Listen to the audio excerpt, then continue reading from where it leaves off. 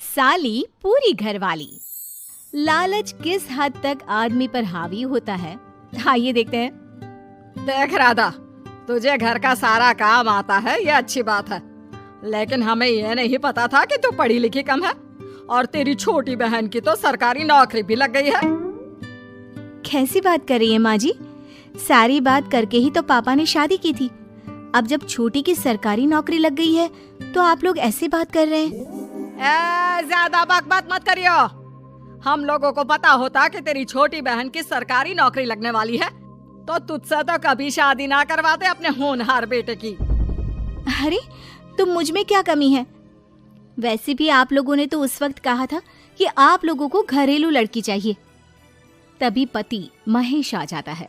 देख राधा, 100 की सीधी एक बात बता देता हूँ, तू जा और अपनी बहन को बोल कि उसे यहाँ रहकर अपनी कमाई हम लोगों को देनी होगी जब तक हमारे सारे कर्जे उतर नहीं जाते, नहीं तो तू अपना बोरिया बिस्तर बांध और निकल मायके।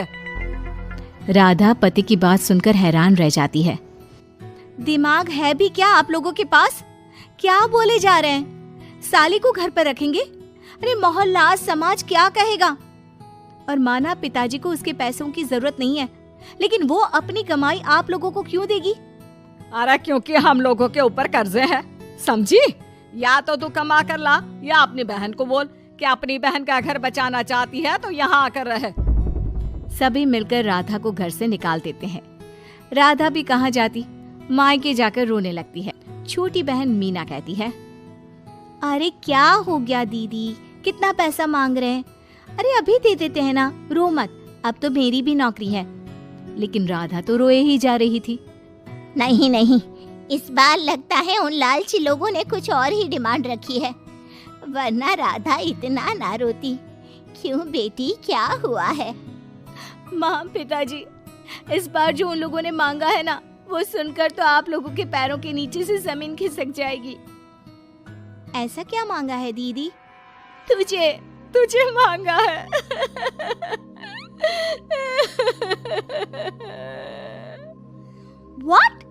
What nonsense! दीदी क्या बोल रही हो, समझ रही हो? हाँ, मेरी सास ये बोलकर भेजी है कि या तो मीना अपनी सारी कमाई उन लोगों को तब तक दे जब तक उन लोगों के कर्जे खत्म नहीं हो जाते, या फिर मैं मायके में जाकर रहूं यहाँ। क्या मजाक बना रखा है, ऐसा होता है क्या कहीं? अरे शादी की है, कोई आलू टमाटर थोड़ी है कि अदला बदली कर लो। छोटी बहन शांत होती है। माँ पिता बड़ी को समझा रहे होते हैं और वो रोए ही जा रही थी। तभी छोटी बोलती है, पापा मैं दीदी के साथ जाऊंगी। क्या पागल है क्या? अरे दुनिया क्या बोलेगी? माँ वो लोग सिर्फ मेरे पैसे चाहते हैं ना। अरे वो तो वो लोग यहाँ से भी ले सकते थे छोटी, फिर वहाँ क्यों बुला रहे हैं तुझे? माँ वो कह रहे थे कि हमें पता होता कि छोटी की सरकारी नौकरी लग जाएगी तो उसी से करवा देते उनके होनहार बेटे की शादी। हाँ, और मैं जैसे उस लपड़गंजू से शादी कर लेती। लपड़गंजू? अगर वो लपड़गंजू है तो मेरी शादी क्यों करवा दी? मैं नहीं जाने वाली वापस। अरे क्योंकि तू बेवकूफ है, तुझे जवाब देना नहीं आता। चल मेरे साथ। उन लोगों को लगता है ना साली पूरी घरवाली, तो अब देखिए साली का जलवा। और शादीशुदा बेटी को पिता भी कितना घर बिठाते। उसके ससुराल जाते हैं दोनों बेटियों के साथ। आइए आइए, ले आए अपनी कमाओ बेटी, ये अच्छा किया। समझदार आदमी की पहचान यही तो होती है। मुझसे बात करिए ना, मैं रहने आ रही हूँ इस घर में, तो मेरी कुछ शर्तें रहेंगी। अरे वाह जी वाह, बहन के ससुराल में भी शर्तें?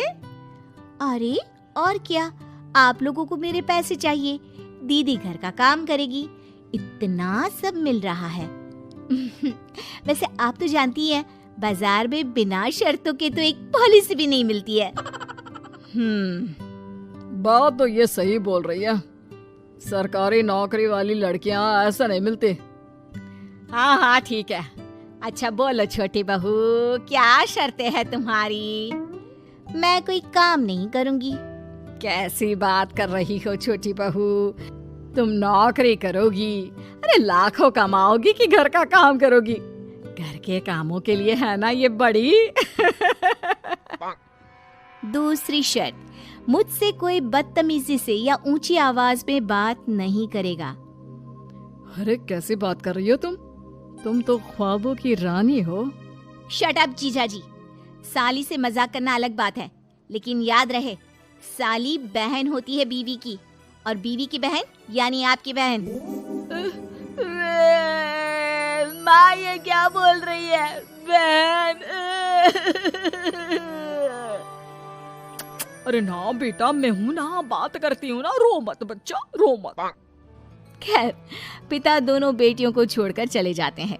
अगली सुबह, अरे सरला, जल्दी से मेरा और तुम्हारी बहन का खाना पैक कर दो, हम लोग ऑफिस के लिए निकल रहे हैं। लेकिन सरला तो सोफे पर बैठकर टीवी देख रही होती है।